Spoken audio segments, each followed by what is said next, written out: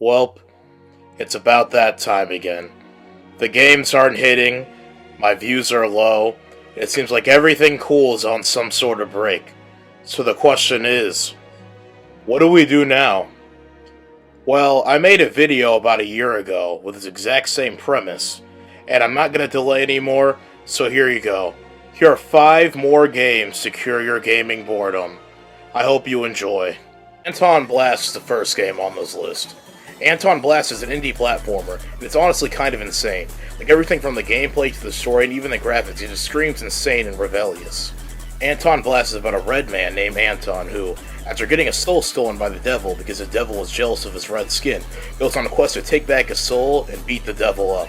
The game is very momentum based, and you can tell it was meant to be a sort of spiritual successor to the Wario Land series, which has a very dedicated fan base surprisingly enough. You'll find yourself running and jumping across a bunch of different crazy levels and fighting ridiculous bosses. The third part of the game would have to be the level design. You can tell they created Anton's moveset, then built the world around it. That's essential to have a good platforming game.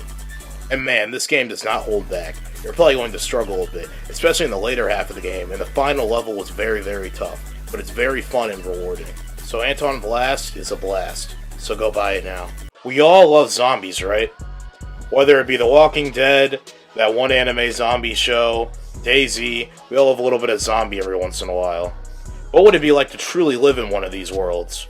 Well, the answer to that is in Project Zomboid. In Project Zomboid, you play a survivor during a zombie apocalypse in rural Kentucky.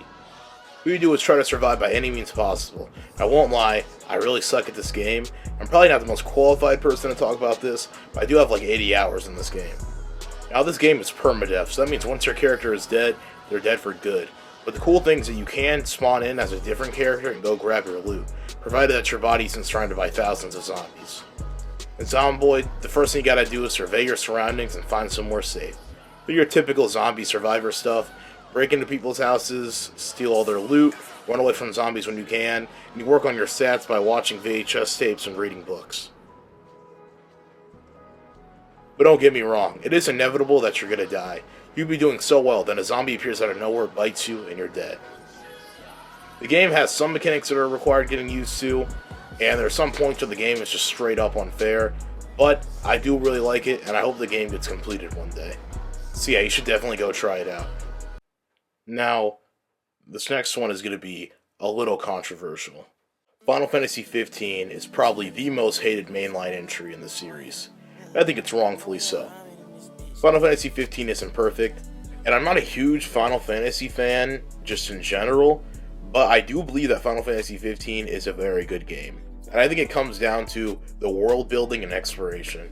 Final Fantasy XV is not a traditional Final Fantasy game, because it's not really about the story, it's more about the journey that it takes. The game can be beaten in around 13 hours if you don't do any of the side quests.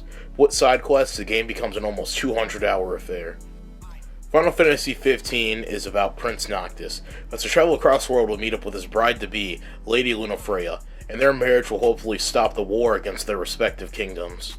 The gameplay is essentially kind of like Breath of the Wild.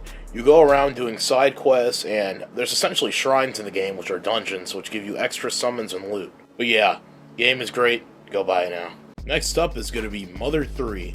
Now this is a game that is never officially released outside of Japan, but it has been officially fan translated in English, and it's very, very easy to find nowadays, so I'm going to cover it anyways. Mother 3 is a turn-based RPG with rhythm game elements thrown in as well. Across 8 chapters, you play as multiple different characters, as they try to combat a mysterious force that threatens their way of life. For the first 4 hours, the game is very closed off, with the same areas just playing as different characters with different enemies. But in Chapter 4, the world opens up and becomes really like a traditional RPG, and the world is greatly designed with plenty of things to do. Don't let the fun prologue fool you though, this game has multiple genuine heartbreaking moments. The main character, which is Lucas by the way, you probably know from Super Smash Bros. Brawl, and well now you know why he's so depressed in that game. And for the final game, we have Cookie Clicker. Now I know you're probably about to click off the video, but I promise, Cookie Clicker is actually a really fun and enjoyable game. I'm not even going to talk about it, because like, what is there really to talk about? You just click the cookie. But it gets pretty complex with that. The game gets updated a lot. They added like farming and stuff. It's pretty cool.